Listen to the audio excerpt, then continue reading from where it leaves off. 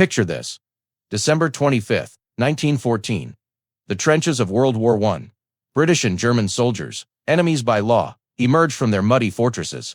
They meet in no man's land, shake hands, exchange cigarettes, and play football together. For one day, in the midst of unimaginable horror, the Christmas truce reminded humanity of something deeper than war, something older than nations, something we call the spirit of Christmas. But what is that spirit really? Where did it come from? And does the story we tell ourselves about Christmas match its actual origins? Welcome to Logic Over Spirit. Today, we're peeling back 2,000 years of tradition, mythology, and cultural evolution to answer one of the most complex questions in modern spirituality. What is the true meaning of Christmas? For billions of people across the globe, Christmas represents the birth of Jesus Christ, a moment that supposedly changed the course of human history. For others, it's a secular celebration of family, generosity, and wonder. But here's what most people don't realize: almost nothing about modern Christmas, from the date to the decorations, from Santa Claus to the Christmas tree, has anything to do with the historical events in Bethlehem. In fact, the holiday we celebrate today is a fascinating collision of pagan winter festivals, Roman political maneuvering, medieval folklore, and Victorian commercialism. So let's set aside the nostalgia for a moment. Let's examine Christmas through the dual lenses of religion and philosophy. We'll trace its origins from ancient sun worship to early Christianity, explore how it absorbed traditions from cultures across Europe, and ultimately ask the most important question: in an increasingly secular world, what meaning, if any, does Christmas still hold? This is a journey through history, belief, and the very nature of meaning itself. Let's begin. Chapter 1: The Winter Solstice and Pagan Origins. Before there was Christmas, there was darkness, and humanity's fear of that darkness shaped civilizations. The winter solstice, occurring around December 21st in the northern hemisphere, marks the shortest day and longest night of the year. For ancient peoples, this astronomical event carried profound significance. The sun, giver of life, warmth, and harvest, appeared to be dying. Each day grew darker and colder. Would the light return, or would the world plunge into eternal winter? This fear gave birth to some of humanity's earliest religious celebrations. The Romans celebrated Saturnalia, a week-long festival beginning December 17th, honoring Saturn, the god of agriculture and time. During Saturnalia, social norms collapsed. Slaves dined with masters, people exchanged gifts, homes were decorated with greenery, schools and businesses closed. The poet Catullus called it the best of days. Sound familiar? But Saturnalia wasn't the only winter celebration. In Scandinavia, the Norse celebrated Yule, burning massive logs for 12 days to symbolize the sun's return. In ancient Persia, followers of Zoroastrianism celebrated Yalda, the triumph of light over darkness, with all-night vigils, poetry, and feasting. The Celts observed the winter solstice at Stonehenge, where the monument's precise alignment with the setting sun revealed sophisticated, astronomical knowledge and spiritual reverence for the solar cycle. Here's the critical insight: December's religious significance has nothing to do with Jesus and everything to do with the sun. As the philosopher and anthropologist James Frazer wrote in The Golden Bough, quote, "The heathen origin of Christmas is plainly hinted at, if not tacitly admitted, by Augustine, when he exhorts his Christian brethren not to celebrate that solemn day like the heathen on account of the sun, but on account of him who made the sun." End quote. The early Christians understood this connection explicitly. When the Roman Empire adopted Christianity in the 4th century, church leaders faced a problem. How do you convince people to abandon beloved festivals that had existed for centuries, perhaps millennia? The answer was brilliant in its pragmatism. You don't eliminate the festivals, you rebrand them. In 336 CE, Pope Julius I declared December 25th as the official celebration of Christ's birth. Not because any historical evidence suggested Jesus was born on that date. In fact, biblical scholars today agree that Jesus was most likely born in spring or early fall, based on references to shepherds tending flocks at night, which wouldn't occur during winter's harsh conditions. The date was chosen because it coincided with existing pagan celebrations, particularly Dies Natalis, Solus Invicti, the Roman festival of the unconquered sun, and the birthday of Mithras, a popular deity in the Roman military. The philosopher Nietzsche observed this pattern throughout religious history. In Beyond Good and Evil, he wrote, quote, "In Christianity, neither morality nor religion come into contact with reality at any point," end quote. While harsh, Nietzsche recognized how religious traditions often overlay themselves onto existing cultural practices, transforming but never fully erasing the original meaning. This syncretism, the blending of different religious and cultural traditions, is fundamental to understanding Christmas. The holiday we celebrate today isn't a pure expression of Christian theology. It's a palimpsest, a manuscript where older texts show through beneath newer writing. Every Christmas tree, every wreath, Every candle carries echoes of pre-Christian spirituality. Reminders that humanity's need to celebrate light and darkness predates any single religion. But this raises a philosophical question. If Christmas absorbed pagan traditions, does that make it inauthentic? Or does it reveal something deeper about how humans create meaning, adapting old symbols to new contexts, finding continuity and change? Chapter 2, The Christian Narrative and Its Evolution. Let's turn now to the story at Christianity's heart, the Nativity. According to Christian tradition, Christmas commemorates the birth of Jesus Christ in Bethlehem roughly 2,000 years ago, fulfilling ancient prophecies and marking God's incarnation in human form. But here's where history gets complicated. The New Testament contains only two-birth narratives, in the Gospels of Matthew and Luke, and they contradict each other in significant ways. Matthew describes wise men from the east following a star, a paranoid King Herod ordering the massacre of infants, and the Holy Family's flight to Egypt. Luke tells of shepherds visited by angels, a census requiring travel to Bethlehem, and no mention of wise men, Herod's massacre, or Egypt. These aren't minor discrepancies.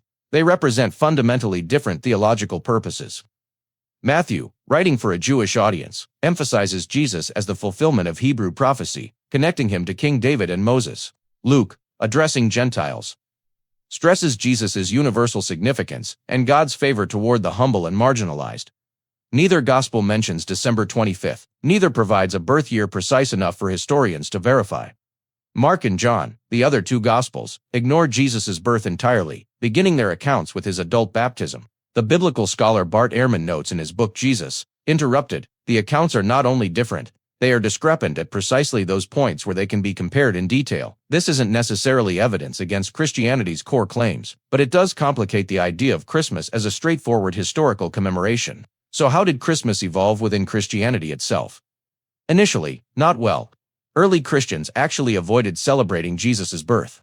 The theologian Origen, writing in the 3rd century, mocked the very idea, associating birthday celebrations with pagan practices. The focus of early Christianity was Easter, the resurrection, which represented spiritual triumph over death, not Christ's physical birth. But as Christianity spread throughout the Roman Empire and beyond, the strategic value of a winter celebration became apparent. By the Middle Ages, Christmas had become a central feast day, though it looked nothing like our modern celebration. Medieval Christmas lasted 12 days, from December 25th to January 6th, the Feast of the Epiphany. It featured religious services, certainly, but also wild feasting, drunkenness, role reversals where lords served servants, and door-to-door singing, where the poor demanded food and drink from the wealthy. If you refused, you might find your property vandalized. Not exactly Silent Night, Holy Night. The Protestant Reformation complicated Christmas further. Many reformers, particularly Puritans, viewed the holiday with suspicion. They recognized its pagan origins and objected to its lack of biblical foundation. In 1659, the Massachusetts Bay Colony actually banned Christmas, punishing anyone caught celebrating with a fine. The Puritan leader Increase Mather declared, quote, "The early Christians who first observed the Nativity on December 25th did not do so, thinking that Christ was born in that month. But because the heathens' Saturnalia was, at that time, kept in Rome, and they were willing to have those pagan holidays metamorphosed into Christian ones." End quote. This brings us to a crucial philosophical point about religious meaning. The philosopher Ludwig Wittgenstein argued that the meaning of words and symbols is unfound in some abstract definition, but in how they actually used within a community. He called this meaning as use. By this standard, what Christmas means isn't determined by historical facts about Jesus' birth or by theological doctrine. It's determined by how billions of people actually practice and experience the holiday. And that practice has always been fluid, contested, and culturally specific. Orthodox Christians celebrate Christmas on January 7th, following the Julian calendar. Ethiopian Christians celebrate on January 7th but call it Gana, incorporating unique traditions like the game of Gina, similar to hockey. In the Philippines, Christmas celebrations begin in September and include the Giant Lantern Festival. Each culture has shaped Christmas to reflect its own values, aesthetics, and spiritual needs. The Catholic mystic Thomas Merton observed this beautifully when he wrote, quote, "Into this world, this demented in which there is absolutely no room for him at all, Christ has come uninvited. But because he cannot be at home in it, because he is out of place in it, and yet he must be in it, his place is with those others for whom there is no room." End quote. Merton's insight cuts to something profound. The Nativity story isn't really about a historical date or location. It's about a spiritual principle, the idea that the divine appears in unexpected places, among the marginalized and forgotten, in circumstances that defy power and privilege. This is why the Christian meaning of Christmas has endured despite historical uncertainty and cultural evolution.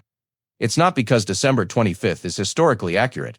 It's because the story it tells resonates with deep human needs, the hope that meaning can emerge from humility, that love transcends material circumstances, that the vulnerable possess inherent dignity.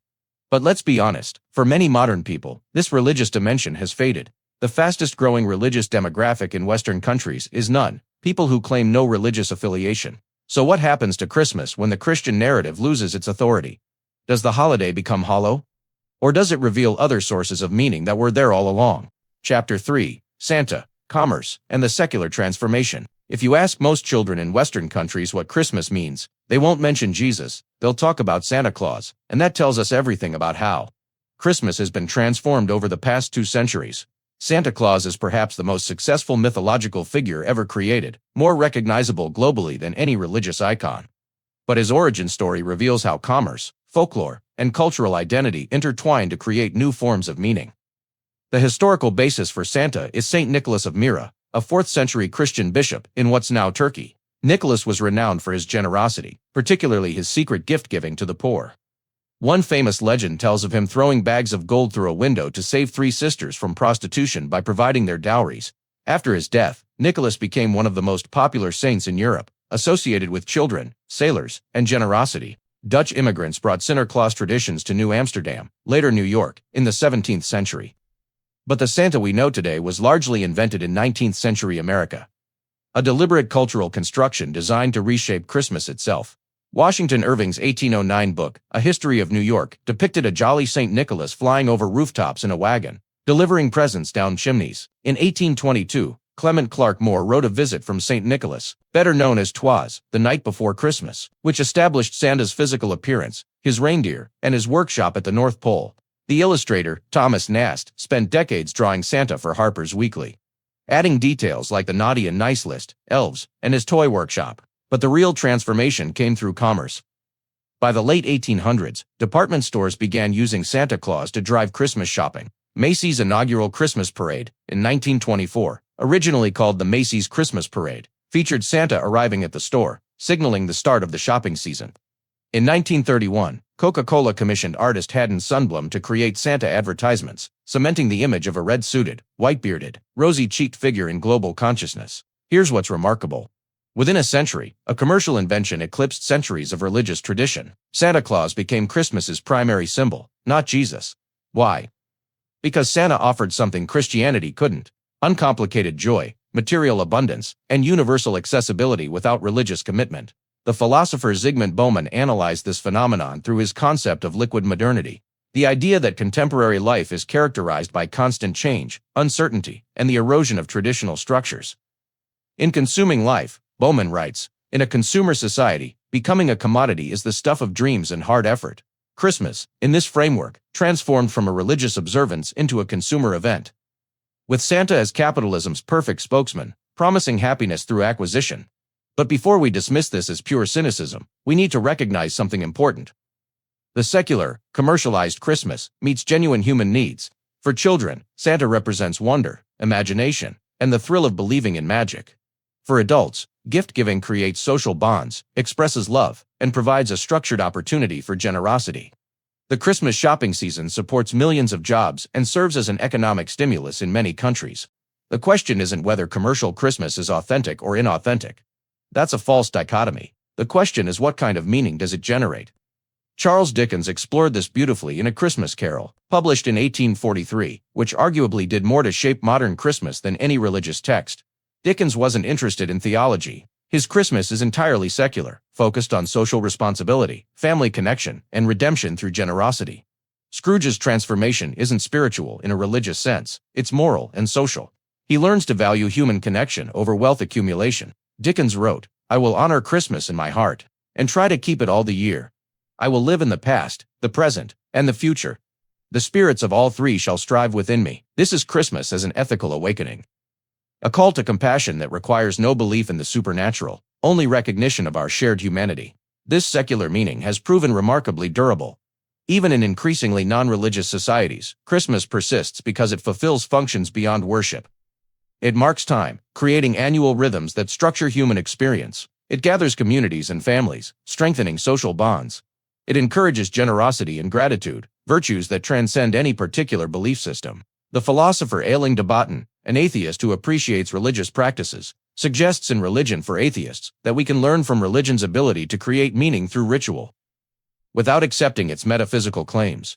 Christmas, he might argue, demonstrates religion's genius for building community, fostering reflection, and marking significant moments. But there's a shadow side to secular Christmas that we can't ignore. The holiday has become for many a source of stress, debt, and disappointment. The pressure to create perfect celebrations, buy impressive gifts, and maintain cheerful appearances produces anxiety and depression. Suicide rates, contrary to popular belief, don't actually peak during the holidays. But mental health professionals report increased distress related to unrealistic expectations, family conflicts, and financial strain. The gap between Christmas ideals and Christmas reality reveals something profound about how meaning works. Meaning isn't just about symbols and stories. It's about embodied experience. If Christmas promises joy but delivers stress, promises connection but produces loneliness, promises abundance but creates debt, then its meaning becomes fractured, even hollow. So we arrive at a paradox.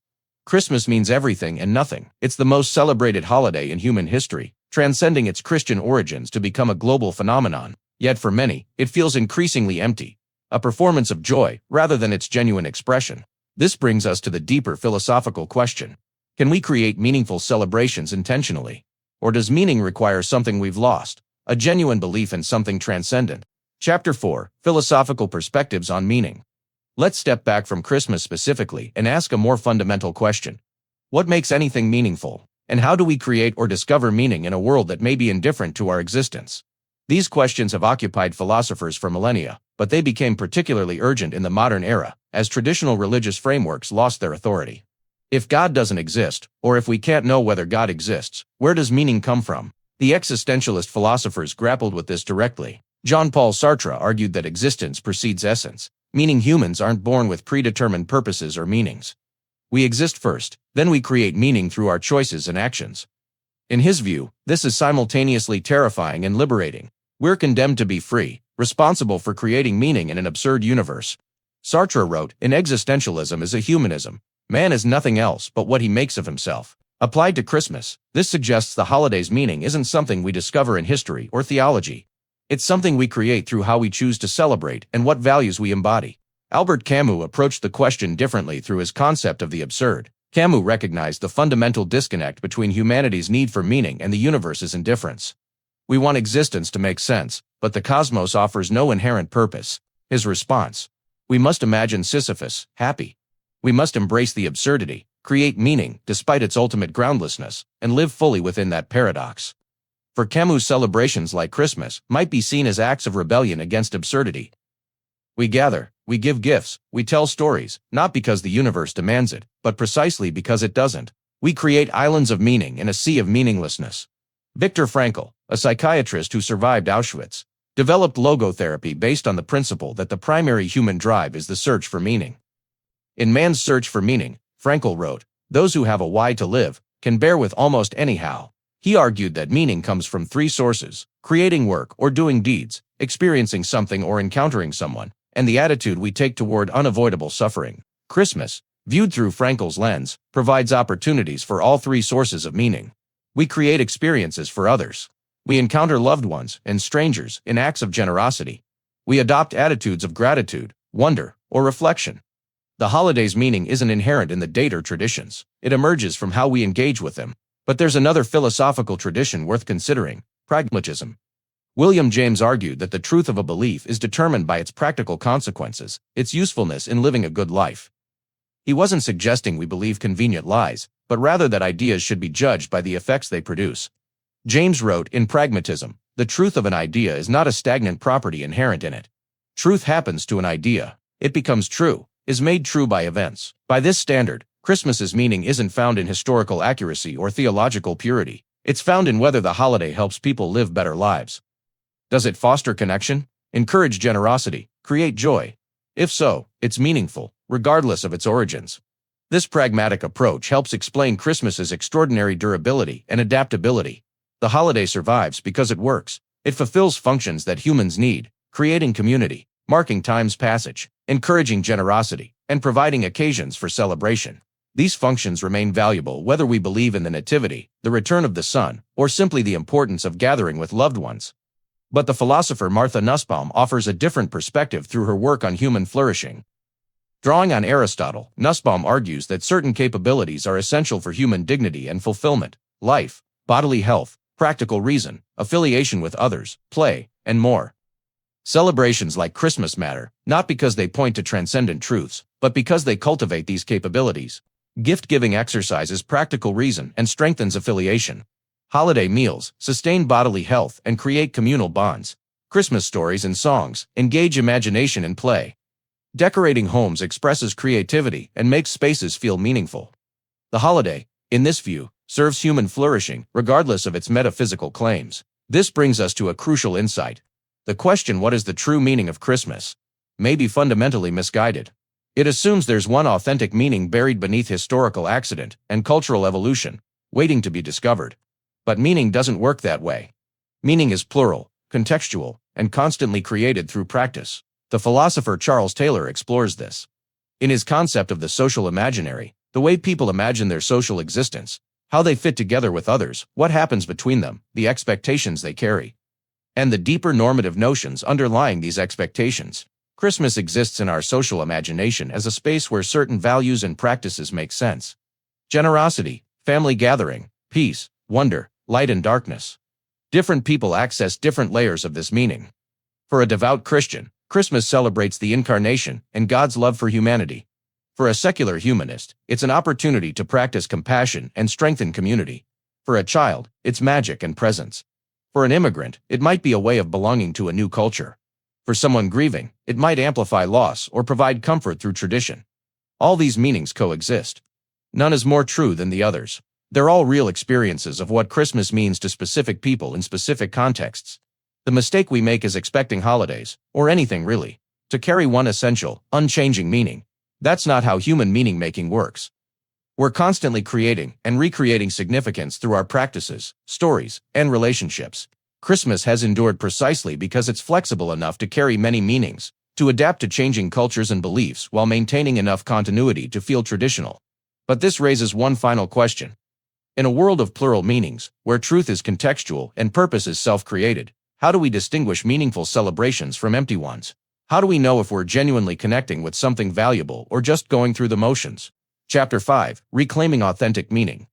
We've traced Christmas from ancient sun worship through Christian adoption to commercial secularization. We've seen how its meaning has shifted, multiplied, and been contested across centuries. Now we face the practical question. How should we celebrate Christmas in a way that's both honest and meaningful? Let's start with honesty. The Christmas most of us celebrate is a historical bricolage, a patchwork assembled from pagan festivals, Christian theology, Victorian sentimentality, and corporate marketing. Pretending otherwise requires willful ignorance. But acknowledging this history doesn't make Christmas meaningless. It reveals something important about how humans create culture and meaning. The anthropologist Clifford Geertz defined culture as webs of significance that we ourselves have spun. We're meaning-making creatures. We take raw materials from history, nature, and imagination, and we weave them into practices that structure our lives and express our values. Christmas is perhaps the most elaborate web of significance humanity has collectively spun, incorporating contributions from dozens of cultures across two millennia. So the first step toward authentic celebration is honesty about what we're doing. We're participating in a cultural tradition that's constantly evolving, not reenacting an eternal truth. This honesty liberates us. We can adopt the elements that resonate with our values and let go of those that don't. For some, this might mean reclaiming Christmas's religious core, focusing on the nativity story as a meditation on humility, vulnerability, and divine presence. The theologian Frederick Buechner wrote, "The Word became flesh, ultimate mystery born with a skull you could crush one-handed." Incarnation, it is not tame, it is not touching, it is not beautiful, it is uninhabitable terror. This perspective finds profound meaning in the shocking claim that the infinite became finite, that God chose powerlessness. For others, an honest Christmas might mean stripping away religious elements that feel inauthentic and focusing on secular values. Generosity, family connection, gratitude, and social responsibility. This is the Christmas that Dickens articulated, where redemption comes through ethical awakening rather than supernatural intervention. Still others might reclaim Christmas's pre-Christian elements, celebrating the winter solstice as our ancestors did, marking the literal return of light and the promise of spring. The neo-pagan movement has done precisely this, reviving Yule traditions that acknowledge our connection to natural cycles and the Earth's seasons. What matters is not which version you choose, but that your choice reflects genuine values rather than unconscious conformity. The philosopher Søren Kierkegaard distinguished between aesthetic, ethical, and religious modes of existence.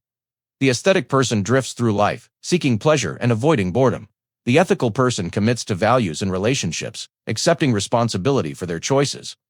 The religious person makes what Kierkegaard called a leap of faith, committing to something transcendent despite uncertainty. Most people celebrate Christmas aesthetically, simply going through familiar motions without reflection. An authentic celebration requires at least reaching the ethical level, consciously choosing what Christmas means and aligning our practices with that meaning. This might require uncomfortable conversations and difficult choices. Maybe your family traditions no longer reflect your values. Maybe the commercial pressure to buy expensive gifts contradicts your beliefs about materialism. Maybe attending religious services feels hypocritical when you've lost faith. Authenticity demands addressing these tensions rather than performing joy while feeling empty inside. But here's something crucial. Authentic meaning doesn't require believing in absolute truths. The philosopher Richard Rorty argued for ironic commitment, the ability to hold beliefs passionately while acknowledging their contingent, historical, and could have been otherwise. You can celebrate Christmas meaningfully while recognizing it's a cultural construction. You can value traditions while understanding they're not eternal truths. In fact, this ironic stance might be the most honest approach available to modern people. We can appreciate Christmas's beauty, participate in its rituals, and find genuine meaning in its practices while remaining aware of their constructed nature. We can say, I know this holiday cobbled together pagan festivals, theological claims, and commercial interests, and still, when I light candles in darkness, when I gather with loved ones, when I give gifts expressing care, something meaningful happens. The key is intentionality. Meaning doesn't just happen. It's created through conscious engagement. This is what the existentialists understood. Sartre's condemned to be free isn't pessimistic. It's an acknowledgement that we're responsible for creating meaning through our choices. So what might an intentional Christmas look like? Here are some possibilities, not prescriptions, but invitations to reflection. It might involve simplifying gift-giving, focusing on meaningful presents rather than expensive ones, or shifting from material gifts to experiences and time together. It might mean creating new traditions that express your actual values rather than inherited ones that feel hollow. It might involve acts of service, volunteering at shelters, or supporting charities, embodying the spirit of generosity the season supposedly celebrates. An intentional Christmas might include honest conversations about what the holiday means to your family. Acknowledging different beliefs rather than pretending uniformity. It might mean setting boundaries around commercial excess, saying no to debt-inducing shopping sprees. It might involve learning about Christmas traditions from other cultures. Appreciating the holiday's diversity rather than assuming your version is universal. Most importantly, an intentional Christmas recognizes that meaning is found in presence, not presence. The philosopher Martin Heidegger distinguished between existing and being there, truly, inhabiting the present moment with awareness and authenticity. Christmas offers rare opportunities for this kind of presence. Sitting quietly with family, really tasting holiday food, watching children's genuine wonder, feeling gratitude for relationships that sustain us. These moments of presence don't require any particular beliefs about Christmas's origins or significance. They're valuable in themselves, expressions of what it means to be fully human. To appreciate beauty, connection, and the gift of existence. The Buddhist teacher Thich Nhat Hanh, speaking to a largely Christian audience, said, I think if we can touch deeply the historical dimension of the life of Jesus, we can also touch the ultimate dimension. And see that Jesus is still with us, and he is manifesting himself in many different forms. Whether or not you accept the religious framework, the insight stands. What matters isn't the historical Jesus or the factual accuracy of December 25th. What matters is whether the story and practices around Christmas help us touch something ultimate: love, compassion, connection, wonder, or simply the mystery of existence itself. This is perhaps the deepest answer to our original question. The true meaning of Christmas isn't found in its origins, religious claims, or cultural traditions. It's found in our capacity to create meaning through ritual, story, and communal practice. Christmas endures because it provides a framework for expressing values that matter: generosity, family, peace, hope, and light in darkness. These values aren't specifically Christian or pagan or commercial. They're human, and any practice that helps us embody and transmit these values carries genuine meaning, regardless of its historical contingency or cultural construction. Conclusion. So what is the true meaning of Christmas? After examining its pagan origins, Christian adoption, secular transformation, and philosophical dimensions, we arrive at a paradoxical answer. Christmas means what we make it mean, not arbitrarily, but through engaged, intentional practice that reflects our deepest values. For some, that meaning is profoundly religious, celebrating the incarnation and God's redemptive love. For others, it's entirely secular, an opportunity to strengthen community and practice generosity. For still others, it's a connection to nature's cycles, marking darkness's end and light's return. All these meanings are real, all can be authentic. What makes Christmas hollow isn't its mixed origins or cultural evolution. What makes it hollow is unconscious conformity, going through motions without intention, performing joy without feeling it, buying gifts without meaning, gathering without presence. The opposite of this hollowness isn't religious faith or historical purity, it's authenticity. The courage to align our practices with our values, to celebrate in ways that genuinely matter to us rather than simply meeting expectations. As we've seen, Christmas is humanity's most elaborate meaning-making project, a living tradition that's absorbed contributions from countless cultures and continues to evolve. That's not a weakness, it's a strength. It demonstrates our species' remarkable capacity to create significance, to take the raw materials of history and nature and weave them into occasions that structure our lives and express our humanity. So this season, whatever you celebrate or don't celebrate, consider this. Meaning isn't something you find, it's something you create. The question isn't what Christmas truly means, in some absolute sense. The question is what meaning will you create through your choices, your presence, and your values. That's the real gift the holiday offers. An invitation to be intentional about what matters, to gather with others in that intention, and to mark the darkest time of year with whatever light we can create together. If this exploration of Christmas's origins, evolution, and meaning resonated with you, consider subscribing to Logic Over Spirit. We tackle complex questions about religion, philosophy, and meaning with honesty and depth. Like this video if you found it valuable, and share it with someone who might appreciate a deeper look at traditions we often take for granted. What does Christmas mean to you? How do you create authentic celebration in your own life? Join the conversation in the comments below. Let's continue exploring these questions together. Until next time, may you find or create whatever meaning sustains you through the darkness. Thank you for watching.